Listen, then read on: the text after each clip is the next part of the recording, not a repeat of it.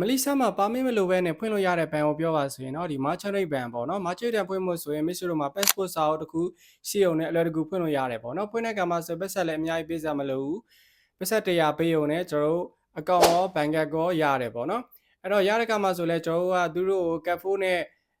ဒီ account fee အတွက်ကျွန်တော်40ပဲပေးရတယ်60ကျွန်တော်တို့ account ထဲမှာပါလာပါပေါ့နော်ဒါကြောင့်မို့မိတ်ဆွေတို့40ပဲကုန်တယ်လို့ပြောလို့ရတယ်ပေါ့နော်မိတ်ဆွေတို့မှာဒီ merchant rate ဘဏ်အကောင့်ရှိသွားပြီ cat လည်းရှိသွားပြီဆိုရင်ကျွန်တော်ဘာလို့ဆောင်လို့ရလဲပေါ့နော်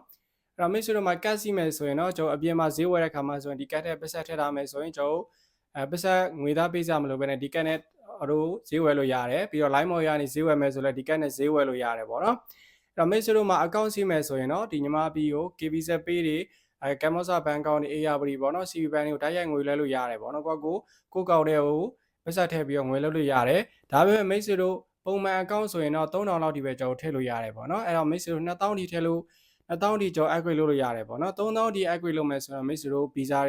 permit တွေပါတောင်းပြီပေါ့နော်အဲ့တော့5-6000ဒီသူ upgrade လုပ်လို့ရတယ်ပုံမှန်တော့2000ဒီပဲကျော် free လုပ်လို့ရတယ်ပေါ့နော်မိတ်ဆွေတို့2000ဒီ upgrade လုပ်ပြီးမှပဲကျွန်တော်ပတ်ဆက်တွေအများကြီးထည့်လို့ရမှာပေါ့နော်2000ဒီ upgrade လုပ်ပြီးဆိုရင်မိတ်ဆွေတို့19980ဒီမိတ်ဆွေတို့ upgrade လုပ်လို့ရတယ်ဒီလောက်ဒီထည့်လို့ရတယ်ပေါ့နော်ဒီလိုထည့်ပြီးကမှမိတ်ဆွေညီမပြီးကိုတိုက်ရိုက်ငွေလဲလို့ရတယ်ကိုလွှဲလို့ရတယ်ပေါ့နော်လွှဲတဲ့ကမှာဆိုလည်းလုံးဝမကြောက်ဘူးပေါ့နော်အဲ့တော့ရောက်သွားပြီလားမရောက်သေးဘူးလားလဲကိုပိုင်းစစ်လို့ရတယ်ပေါ့နော်โอเคဒါလေးကတော်တော်လေးကိုရှင်းပြတယ်အဲ့တော့မိတ်ဆွေ2000ဒီ upgrade လုပ်ပြီးသွားပြီဆိုရင် do win now ပေါ်လာပြီပေါ့နော် do win now ကိုမိတ်ဆွေ apply လုပ်လို့ approve ကြပြီဆိုရင်အခြားဘဏ်တွေကိုလည်းကျွန်တော် transfer လုပ်လို့ရတယ်ဂျာမလေးရှားနိုင်ငံအတွင်းမှာရှိတဲ့ local bank တွေအကုန်လုံး transfer လုပ်လို့ရတယ်ပေါ့နော်ပြီးသွားပြီဆိုရင်လည်းမိတ်ဆွေတို့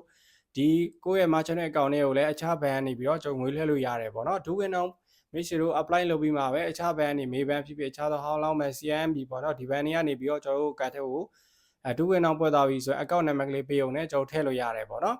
အဲ့တော့ဒူးဝင်အောင်ပေါ်သွားပြီဆိုတော့မိတ်ဆွေအခြားဘဏ်တွေကိုတရက်ကို1500ဒီကျွန်တော်လွှဲလို့ရတယ်1500တော့ပို့ပြီးတော့လွှဲလို့မရဘူးပေါ့နော်